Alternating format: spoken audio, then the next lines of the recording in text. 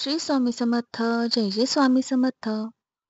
गुरुचरित्र हा ग्रंथ इतका प्रभावी आहे की त्याच्या पठण केल्याने घरातील वाईट शक्ती, अडथळे, अशुभ वातावरण नष्ट होऊन घरात शांतता निर्माण होते.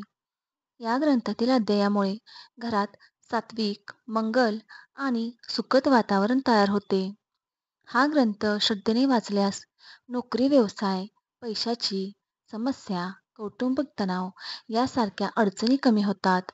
घरातील आजारी व्यक्तीच्या आरोग्यात सुधारणा होण्यासाठी गुरुचरित्र अत्यंत उपयुक्त मानला जातो. हा ग्रंथ वाचणाऱ्याच्या मनाला मनःशांती, एकाग्रता आणि मानसिक संतुलन मिळते. गुरुचरित्र घरात वाचल्याने घरात एकजुटता राहते, प्रेम आणि सौंदर्य वाढते. घरात ऐश्वर्य, समाधान, यश आणि सर्वांगीण प्रगती होण्यास मदत होते. आज आपण ऐकणार आहोत गुरुचरित्राच्या तेजातून जन्मलेली एक नवी प्रेरणादायी कथा. गुरुवर्याची करुणा आणि भक्ताचा परिवर्तन मार्ग. ही कथा आहे जिथे गुरु आपल्या भक्ताला कसे वाचवतात, त्याला धडा कसे शिकवतात आणि त्याचे जीवन उजवून टाकतात. त्यासाठी तर एक तरुण होता, पापाकडे झुकलेला तरुण. कर्नाटकातील गंधर्व नगरी नावाच्या गावात राघव नावाचा एक तरुण राहत होता. घरची परिस्थिती चांगली नव्हती, पण राघव मेहनतीही नव्हता. त्याला सोपे पैसे हवेत, चटपटीत जीवन हवे होते आणि या लालसेमुळे तो चुकीच्या लोकांच्या संगतीत गेला. त्याचे मित्र जुगार खेळत होते, चोरी करत होते, दारू पित होते. राघवही त्यात ओढला गेला. आई दररोज समजवायची, "बाळा, मार्ग चुकवू नको. गुरुचरित्र वाच, चांगली संगत ठेव." पण राघव हसायचा. आई गुरुचरित्राने पोट भरत नाही.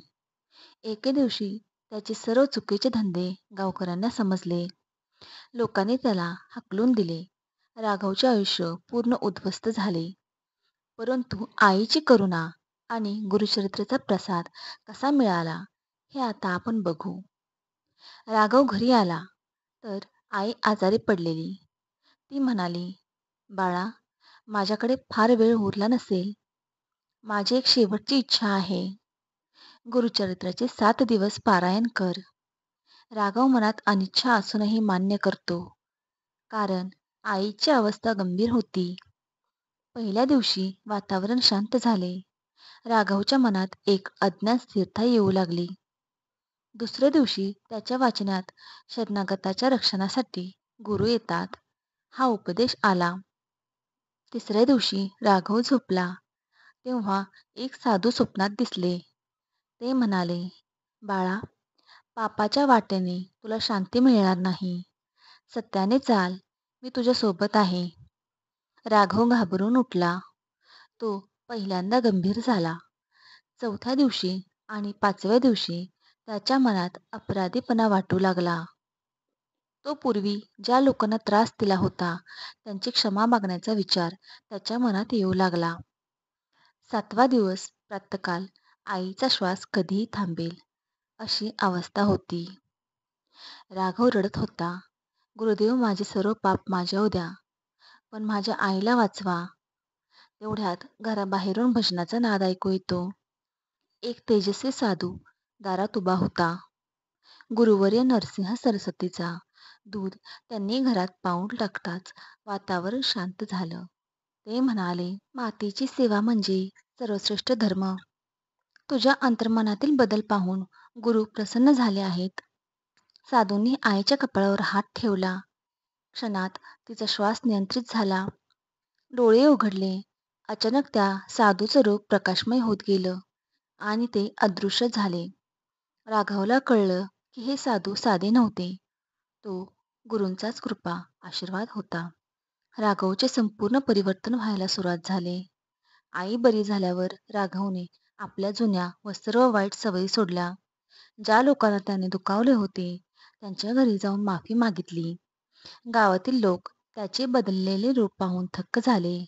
राघव मग भिक्षुकांना अन्न देऊ लागला, गरीब मुलांना शिकवू लागला, गुरुचरित्राचे पारायण करू लागला. हळूहळू त्याचे जीवन उजळलं. गावात त्याचा सन्मान वाढला, घरात सुख शांती आली आणि अंतःकरणात आध्यात्मिक जागृती झाली. एका दिवशी राघव ध्यानात बसला असताना तेजस्वी साधू पुन्हा आले आणि परत दिसले.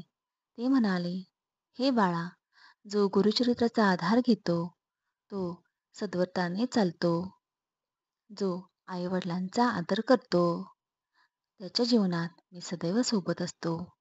दुसऱ्यांना प्रकाश दे आणि स्वतःही प्रकाश बन."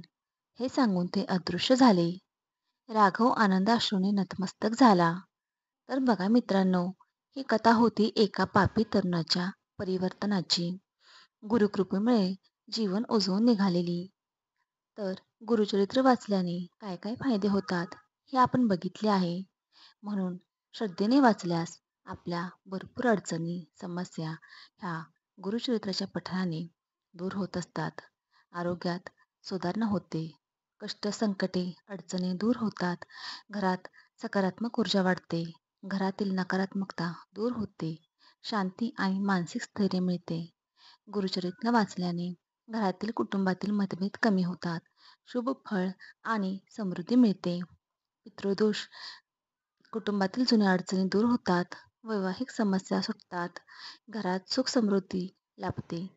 अशा प्रकारे गुरुचरित्राचे अनेक फायदे आहेत. म्हणून आपण घरामध्ये गुरुचरित्राचे पारायण हे दर 6 महिन्यातून एकदा नक्की करायला हवे. श्री स्वामी समर्थ.